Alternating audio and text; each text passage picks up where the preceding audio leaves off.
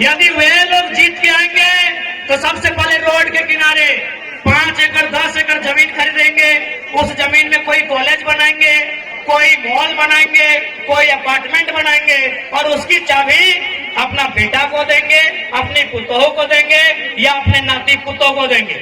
लेकिन अगर जयराम महतो जीत के आता है तो एक बात मानिए, गांव का एक साधारण सा लड़का सांसद बनने का सपना देखेगा। आज के दौर में मुखिया बनना आसान नहीं है। अगर जयराम महतो जीत के आता है तो गांव का, गलियों का, खेतों की पगडंडियों का एक साधारण सा लड़का सांसद बनने का सपना देखेगा और उस सपने को साकार करने के लिए संघर्ष भी करेगा। अभी आपको तय करना है। और सबसे खास बात हम कहना चाहेंगे, क्योंकि हमने पहले ही कहा है कि नेता बदलने से देश नहीं बदलेगा, पार्टी बदलने से देश नहीं बदलेगा, विचार बदलने से देश बदलेगा। और हम लोग सबसे पहला काम, यदि हम संसद गिरिडीह लोकसभा से जीत कर आते हैं तो आज ऊपर सूर्य को नमन करके, नीचे धरती को वंदन करके, यहीं से पारसनाथ को अभिनंदन करके ये वचन देते हैं कि यदि चुनाव जीत गए तो आज के डेट में एक सांसद की तनख्वाह सैलरी 2,91,000 है।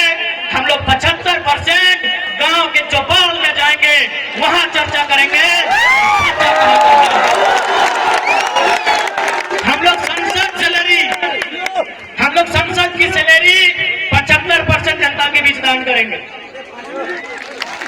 और एक बात आपको आश्वस्त करेंगे, क्योंकि आज किसी भी नेता के बारे में पता कीजिए, आज वो कहते हैं वो गरीबों के नेता हैं, वो मजदूरों के नेता हैं।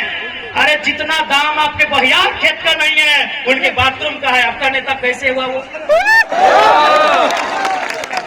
कैसे आपका नेता हुआ बताइए। इसलिए हम इस बात की भी घोषणा करेंगे, यदि कभी भविष्य में मेरे नाम से, चूंकि मेरे नाम से अभी कुछ नहीं है, मेरे नाम से शायद आपके झारखंड का हम पहला लोकसभा प्रत्याशी होंगे। शायद हमारे पार्टी के 2-4 को लोग हो सकता है, हमारा गरीब पार्टी है, शायद हम पहला प्रत्याशी हैं जिसका खुद के नाम से एक साइकिल भी नहीं है। पता कर लीजिएगा हमारा नॉमिनेशन फॉर्म में।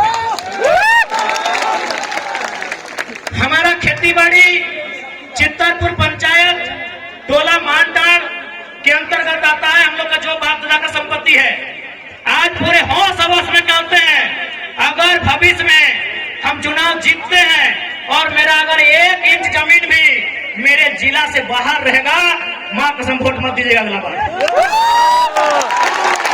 सोच से भारत बनेगा, नए सोच से नया भारत बनेगा, नए व्यवस्था परिवर्तन से नया भारत बनेगा।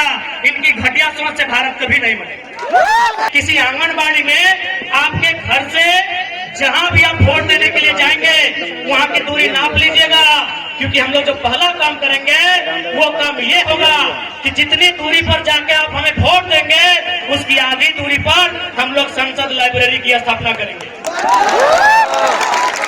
उसकी आधी दूरी पे एकदम ऑन दी रिकॉर्ड कहते हैं, लाइव चल रहा है, मीडिया रिकॉर्ड कर रही है। गिरिडीह लोकसभा में 2200 बूथ आते हैं। सौगंध इस गिरिडीह लोकसभा